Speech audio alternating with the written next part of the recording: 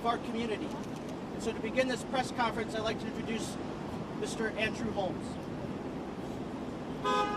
Thank you. Good morning. First and foremost, let me set this record straight.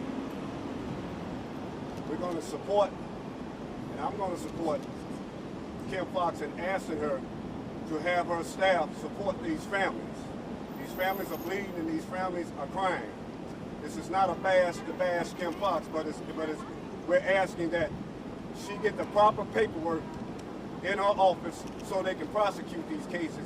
And how many cases have been to felony review and been rejected, and why are they being rejected? The families are still crying. And let me stress this again. This is not to bash the state's attorney, Kim Foxx's office.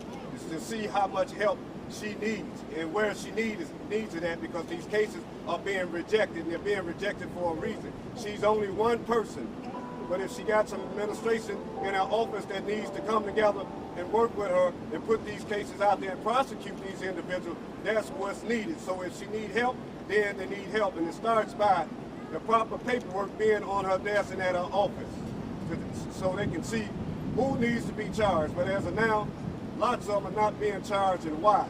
Why are they not being charged? Who's looking at the paperwork? And as one parent stated, how is the paperwork being written up? So I'm going to stress it again for the third or fourth time. This is not a bash at the state's attorney, Kim Foxx. It's to get help, and if she needs help, we need it, and the family needs it too, because they're bleeding. Because somewhere in this office, there's a loophole. And if there's a loophole, then the state's attorneys, the prosecutors need to come together, and it needs to be addressed. Because right now it seems like the gun is getting more. The gun is getting away, and the victim and the opportunity of the person that's shooting, they're walking right out of here when they shouldn't. So if the paperwork that is wrong is getting here, we need to protect the witnesses also at the same time. So for those who are thinking or saying, oh no, there's a bash at Kim Foxx in her office. She's only one person. She's a female, so if she needs the help, then we need to address that situation, whether we need to take it over down to the superintendent's office, take it to Mayor Lightfoot's office. Everybody needs to come on board. And if she needs help, everybody needs to come on board from the mayor's office, superintendent's office, and help the state's attorney's office to prosecute these individuals, because there's a glitch somewhere. If it's in the paperwork, then that needs to be addressed. They need to relook at all these cases, because we understand she got a caseload, but everybody needs help, and if we need to help her to get this caseload right and get these state's attorneys on board and stop letting these offenders out, then so be it, that's what we need to do. But for the fifth, sixth time, we're not bashing Kim Foxx. We're finding out where she needs help at to prosecute these individuals. Thank you. Now we're going to hear from Lisette Guillen. Hi, good morning, everybody. My name is Lisette Guillen, and I work with Case File Chicago. I am tasked with working with the families that you see behind us and thousands of other ones just like them. We know it's not easy to come to these events. None of us want to be here. We know the families definitely don't want to be here. This isn't the type of news that you guys want to report every day in the city of Chicago, but yet here we are. And just like Andrew said, if there's help that's needed in the state's attorney's office, we can do that, but we need to know. We don't want meetings that are canceled over and over when the families are calling or when we're calling and asking questions. We don't want to be ignored anymore. It's time that somebody picks up that phone, makes a phone call to the right people, and gets the help that is needed inside the state's attorney's office. Again, like Andrew said, we are here to help. Our families are devastated, once because their loved one was murdered, and second, they're being victimized again because, unfortunately, Chicago is breeding serial killers. We have killers out there that are killing once, twice, 3 times, 4 times. That's a serial killer, folks. And we know any other place in America, they'd be bringing up the FBI for situations like that. Yet, we've yet to see some of those resources. We would also like to see that this area, some like other parts of the state that recently received emergency funding and resources, we need that here. That is every weekend in the city of Chicago, and we need that desperately.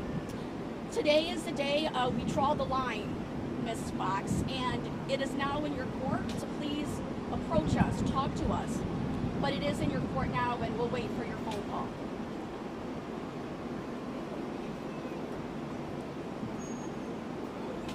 now former Governor Rod Blagojevich.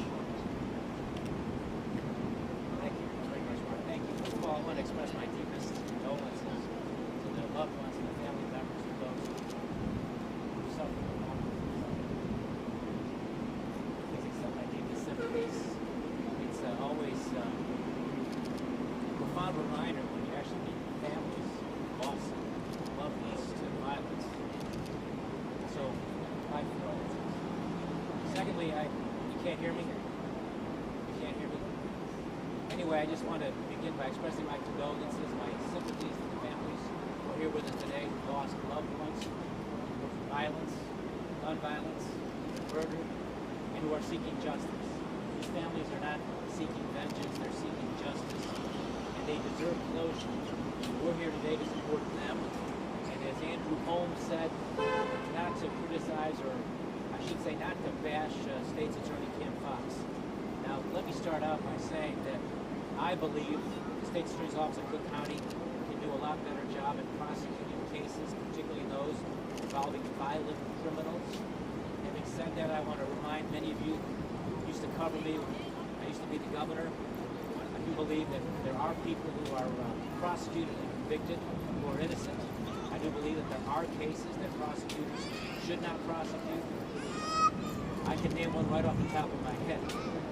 I've had the misfortune of experiencing the criminal justice system from both sides.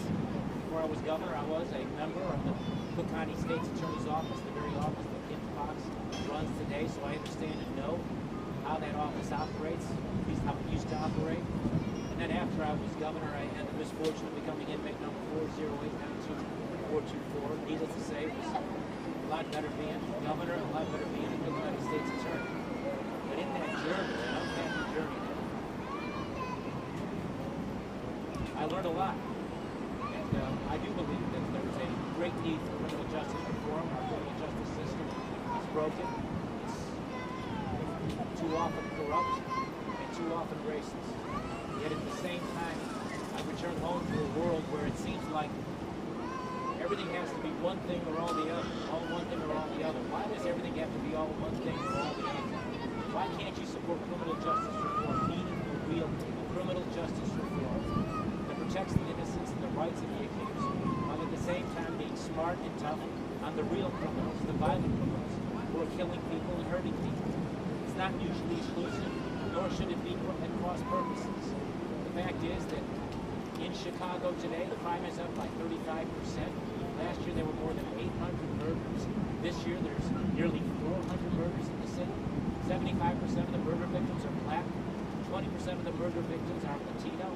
95% of the murder victims in Chicago and Cook County are people of color. I want to commend Governor Pritzker for what he did in Highland Park on the 4th of July.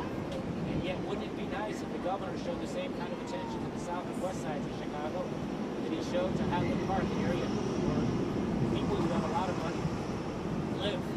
Poor black people are being disregarded, and the concerns that they have are somehow being just accepted as the way things are.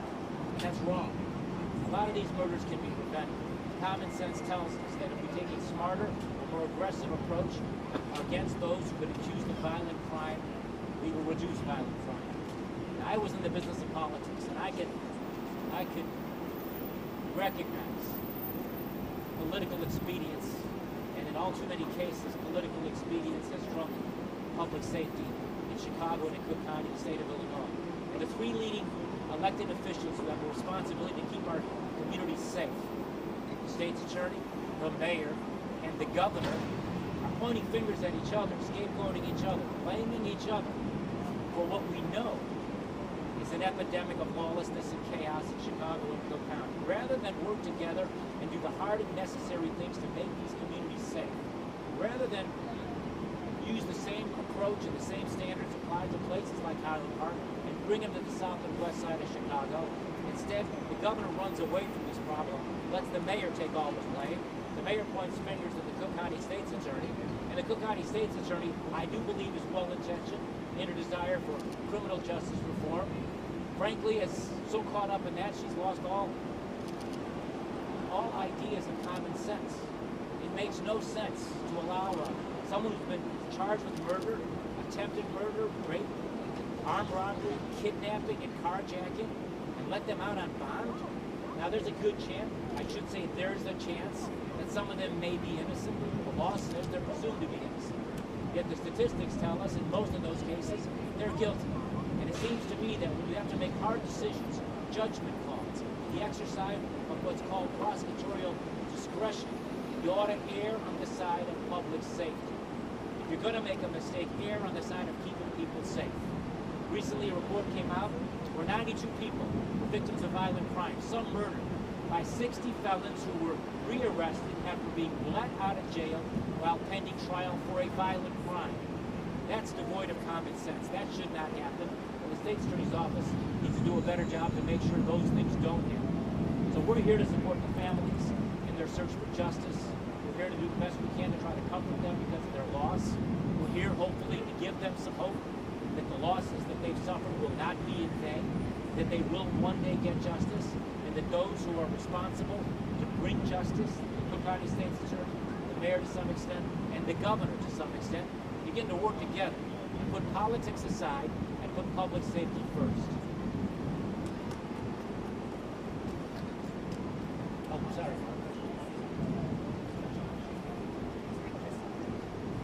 I'd like to, we're going to hear from some of the families of the victims, and so we're going to bring up the family of Chris Carvel.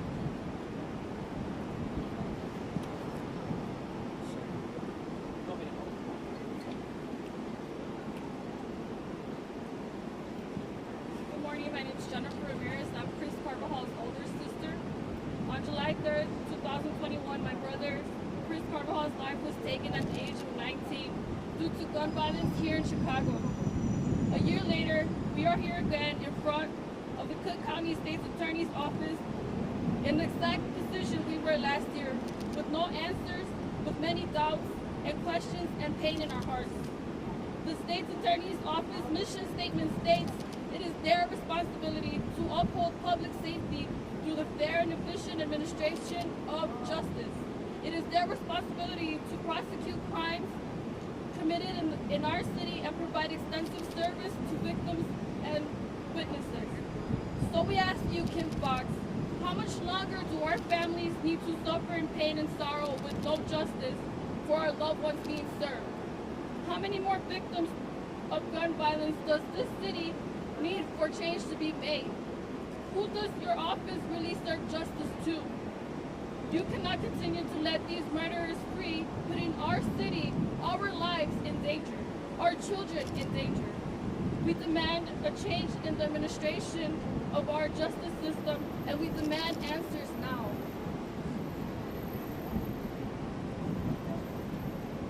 Hold it up!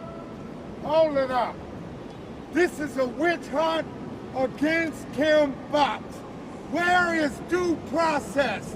Mr. Governor, when you were in office, you had tons of executive clemencies, which you ignored. You went to prison.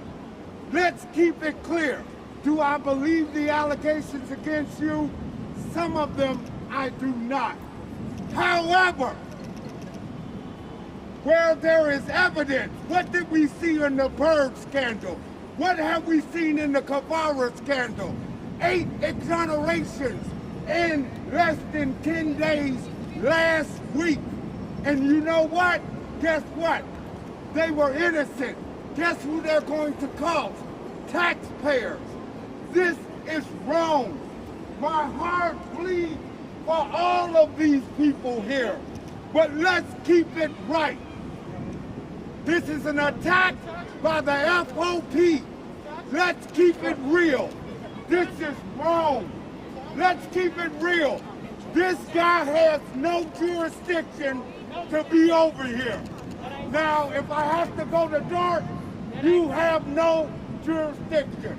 The bottom line of it is, defendants are afforded with due process. Let's keep it real. Where do the buck fall at? Keep it real. Our police department has failed us. You will hear from the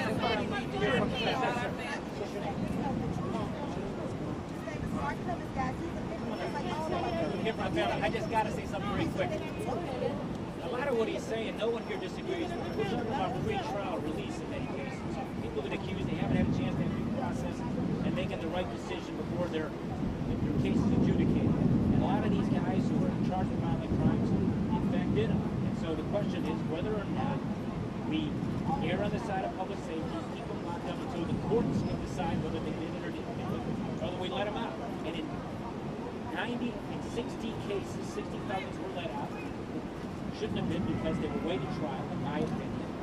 And they went out and committed violent crimes again. We're just saying be smart about it. That's all. Well, yes, you're right about criminal justice reform. And thank you for the things you said This is about the me. only thing I'm going to say is this, and this is the truth. For years, black and brown people have suffered. They needed someone in this office to uphold their constitutional rights. Now let's keep it real.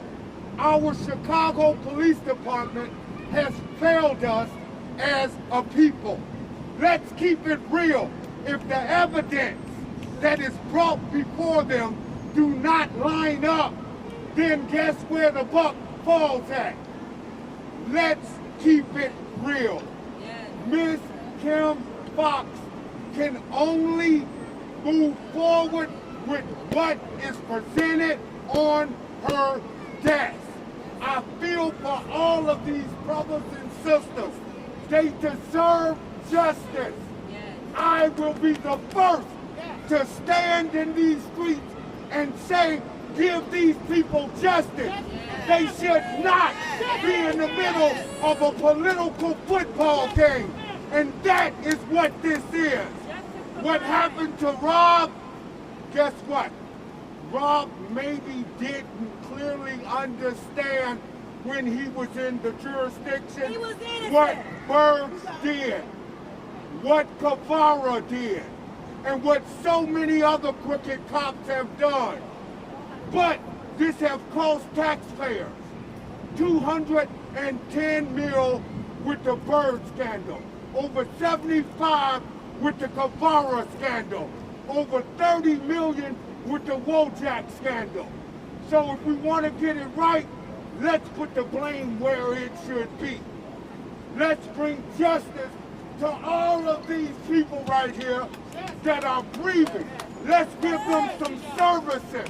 It's called mental health services, so that they can redeem their lives.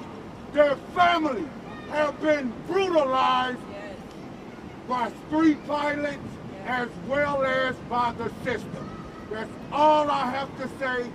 I support Fox 100%, and I think that the witch hunt needs to stop. Love you all. Love you all. Thank you. Thank you. Next, we're going to hear from Michael, whose son MJ died just 1 year ago. Good morning. My name is Michael Moultrie Sr. My son, Michael Moultrie Jr. It's been 336 days since the murder of my son at 12 years old. Today, there's still nobody in custody of the shooters. Visiting me from the came out of the house of his mother. Chicago is help out of the mayor's hands, out of the police hands. They need help from the government because it's a war zone out here. And more people are going to lose their lives if we don't get the correct proper help that we need to save our children and our community, because everybody's just dying and no one is making a serious accusation or moving on it, because every day it's just getting out of hand. Children cannot be children and enjoy their lives, and they're being taken their childhood away due to gun violence. We need to get the guns off the street and hold people accountable for the murders that's being done today, because people are losing their lives and no one's being held accountable. We need to take this as a serious action. This needs to be a national, nationwide view of the whole. I mean, just somebody needs to help us, because National Guard needs to come in. This is a war zone in Chicago. People are dying every day over reckless, dumb stuff.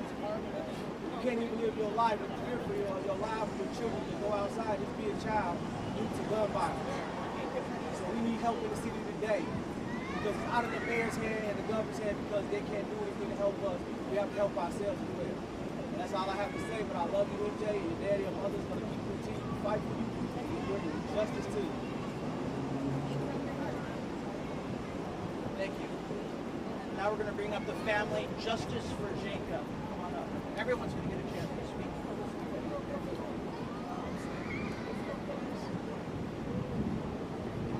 Hello, my name is Melinda Abdallah. Melinda Abdallah. Jacob Abdallah is our baby of 6. He was shot in the little village area on Albany and Cermak on a busy Sunday morning. In 3 months, it'll be 3 years ago. It'll be 3 years. Kim Foxx had held a Zoom meeting with us just to hear our cries and pawn us off on her secretary Tara, who then just stopped responding to us, period. She has wrongfully shackled the people that deserve justice to let these murderers that are killing our children run free.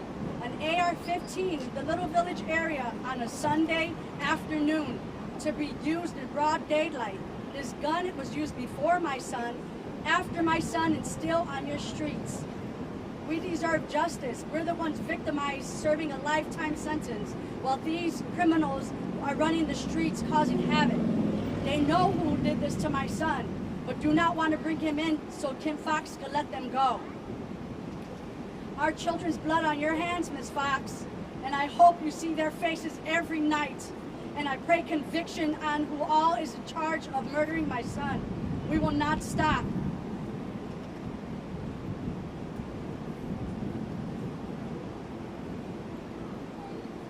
I don't support Kim Foxx. I don't support any of them. They rejected the charges. My son Michael Friedel was murdered November 29, 2020 at my daughter's wedding party. They had the murderers and everything. They had evidence, phone evidence, the own murderer stating that was his vehicle that parked there, but yet the state's attorney still rejected the charges on my son. My son was 22 years old, and he had 2 children and a whole family that loved him. And Chicago's just, these state's attorneys, they just keep releasing them out into the streets to kill more and more. They were the ones that murdered my son. I know who murdered my son. I see you every day. You may not know I see you every day, but I see you. You're still out there doing the same thing that you did to my son that night. But I just want justice for my son. That's all. I just want justice for all these mothers and families who've been torn apart because of their loss for their children. No parent should ever have to bury their child. Now, can you tell us your name, please? My name is Rose Delgado.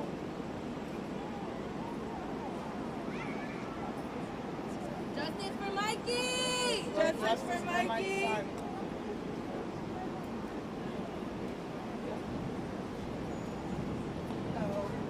First off, I do not support Kim Foxx. No, do not. My sister was killed outside of my home by her husband. And Kim Foxx had the person who did it and they let him go. Because he said it was an accident. How do you kill somebody by accident? And then he had several outlets to leave her home. She died inside her home. I don't understand how you can let him go. He is walking free with no background or anything. And it just don't make sense. And the reason they let him go is because they didn't want to have to pay reparations if he came back and said it was self-defense proof. They didn't even do their job. They had him in custody for all of probably 7 hours and they let him go. They had the gun. They had his confession. He said her last words was who shot her. How do you let somebody go after that? And how do you check her homicide? How do you decide that she don't deserve no justice at all? That don't make sense. And what are we doing this for? If nobody is going to protect us against anybody, what's the laws for? What are they in place for? She has a son who was in the house with her when she died, and he has to grow up without his mom. And can you tell us your name, please? My name is Kiara. My sister's name is Tiara Taylor. She died at 30 years old by the hands of her husband. This was July 1st, 2020. What is your name? Kiara Newsom. Kiara, can you spell that please? Kiara. Newsom, N-E-W-S-O-M-E? Yes. The only way you can reject the homicide is if you don't have burden of proof. You have the weapon, you have the person who confessed to doing it, and you let him go. What's the point of the laws if nobody's going to follow it? Who's protecting us?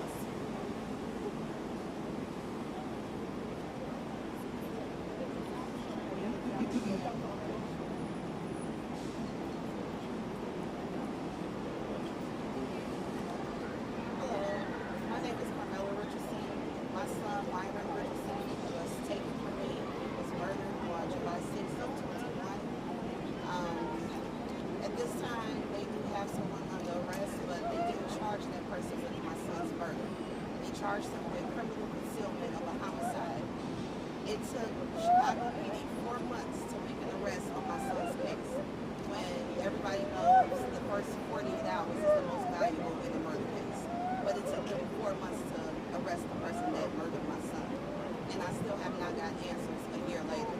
My son was found shot and burned on Doty Road in Chicago, Illinois. If it wasn't for a passerby on the expressway, I wouldn't have been able to identify my son's body because he would have been burned 100% of his body. But I was able to identify him because his face was not burned. But Doty Road is terrible. It's dark, it's no lighting, there's no cameras, there's no evidence from where they drove my son's car to dump his car, to burn his car, because there's no cameras over there, there's no police presence over there, and we need to change that so someone else's baby won't be found burned in their car over there. From the expressway, you can't see anything. You can't see anything. The weeds are like 8 foot high. And I'm speaking right now because I'm doing this for my son was a good kid. He wasn't gang affiliated. He was a mama's boy. He was a homebody, and he was taken violently in the streets of Chicago. So I'm here today to speak up for myself, other families, that things need to change. They need to charge these people with what crime they have committed. They murdered my son. They shot and burned my son. But they were only charged with criminal concealment of a homicide.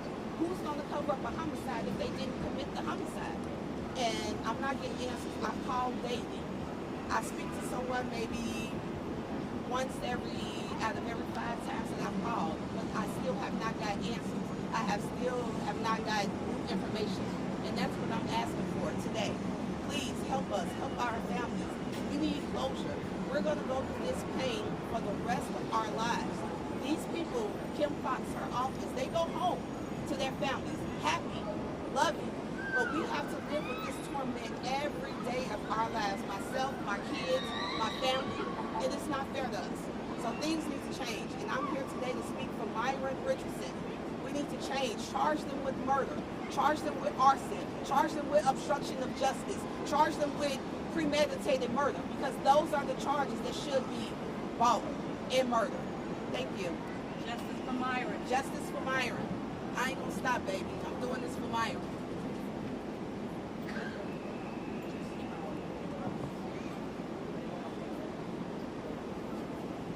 Well, as you can see, these emotions are raw. And I'd like to invite Governor Blagojevich just to make closing remarks to conclude this press conference. Are we taking questions? We take questions, I think, too. Look, all I can say is, you heard from the families, you see their pain, how they're suffering, their loss, the emptiness they feel, the anger they feel, the frustration they feel, because they can't get justice, because of too many cases, for whatever reason, the suspects are being allowed to go away and are not being charged. I know every case is different, and I do think we have to apply common sense to the system, and the scales of justice have to be balanced. There's no case is the same. Everything should be judged on a case-by-case basis. But I think all of these families eloquently express their loss and the dangers. And the gentleman who came here to protest what we were doing, appreciate the fact that he supports criminal justice reform, so do I. But here again, there's a big, big difference between a first-time non-violent offender who's been over-sentenced because he's black and a repeat violent criminal who's killing in 75% of black and brown people. And there's a disproportionate application of resources that isn't fair when it comes to criminal justice. And it starts with the Cook County State's Attorney's Office and the mayor and the governor. Having said that, again, my prayers for all the families. God bless them. It takes great courage for all of you to come out here and share your stories. You're brokenhearted, and it's heart-wrenching. Just some final thoughts also, and I know we've been approached, sidebar here. I want to make this very, very clear to those that are questioning what we're doing here. It is not to bash Kim Foxx. It is to find out if she indeed does need help or resources, what can we do to work together on these things. And it's not to bash the Chicago Police Department. I want to make that very clear because I know between the three of us, we've been getting pulled aside on sidebars. We're more than happy to work with the families. We want you guys to join us and do whatever we need to do things better. Maybe we're not doing things the right way, but guess what? None of us should ever have to know how to do these things because none of these things should be happening in the first place. But unfortunately, this is the world we live in, and we need to just learn how to work together. So for the families that are here, and of course our wonderful gentleman who came up to speak as well, we're more than happy to speak with you guys or meet with you guys and hear your ideas and concerns.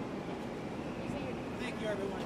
Lisette, L-I-S-E-T-T-E, last name G-U-I-L-L-E-N.